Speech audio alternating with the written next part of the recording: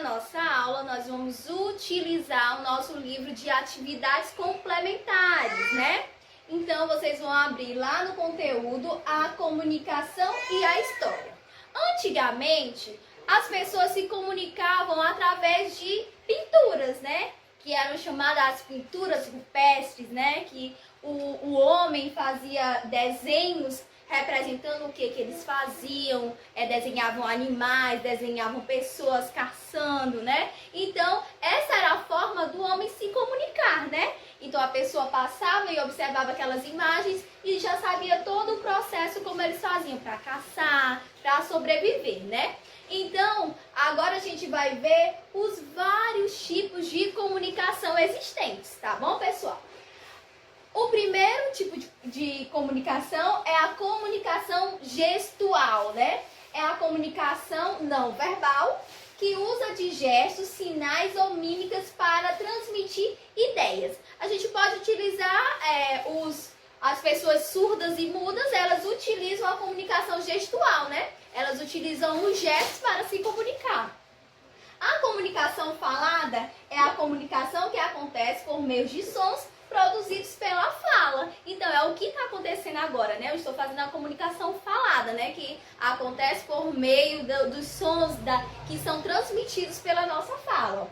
E a comunicação virtual é uma das formas de comunicação mais antigas, não verbal. Acontece por meio de símbolos, desenhos ou imagem. Essa comunicação virtual é aquela que a gente vai observar através de símbolos e imagens, né? E a comunicação, perdão pessoal, a tia trocou os nomes aqui, Isso, a comunicação visual, ela é uma das formas de comunicação mais antigas não verbal, né? Ela acontece por meio de símbolos, desenhos ou imagens. Então, a partir de desenhos, figuras, que a gente vai acontecer essa comunicação visual. Já a comunicação da escrita, ela é uma comunicação não verbal, é uma comunicação verbal que acontece por meio de símbolos que representam fonemas.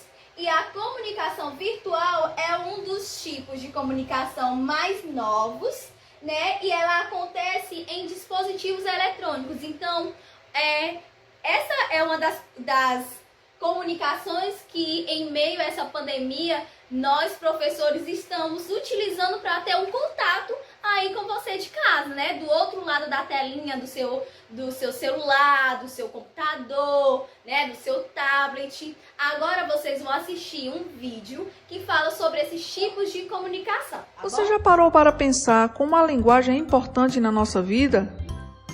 Nós, seres humanos, nos comunicamos através da linguagem verbal e linguagem não verbal.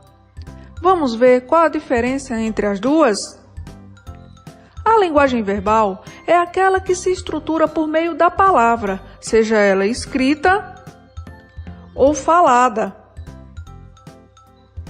Já a linguagem não verbal é constituída por imagens, como, por exemplo, placas de trânsito, gestos, símbolos, tom de voz, entre outras coisas. Dizemos que a linguagem é mista quando usamos ao mesmo tempo a linguagem verbal e a linguagem não verbal para a construção da mensagem. Então, onde houver a mistura de palavras e imagens, como placas, histórias em quadrinhos e outros textos que trazem imagens e palavras, temos a linguagem mista. E para resumir, observe a mesma mensagem em diferentes linguagens. Perceba que em todas as mensagens foi transmitida a mesma informação: não fume. No entanto, a linguagem é diferente em cada uma. Vamos ver? A primeira mensagem é formada apenas por palavras. Isso quer dizer que é uma linguagem verbal. A segunda mensagem apresenta apenas uma imagem, portanto, é uma linguagem não verbal. Já a terceira mensagem é composta por imagens e palavras.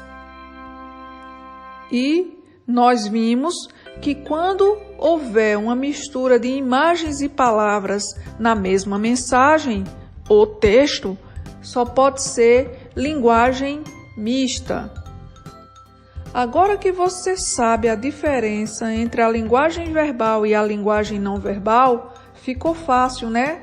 É só praticar seus conhecimentos nas atividades. Muito bem! Agora, pessoal, depois desse vídeo, vocês vão fazer uma breve leitura sobre esse assunto, né? Sobre os tipos de comunicação e vão responder a atividade sobre esse assunto. Terminando de responder essa atividade, vocês vão pegar o livro de língua portuguesa, lá no texto País dos Mentirosos, e vocês vão responder o estudo do texto.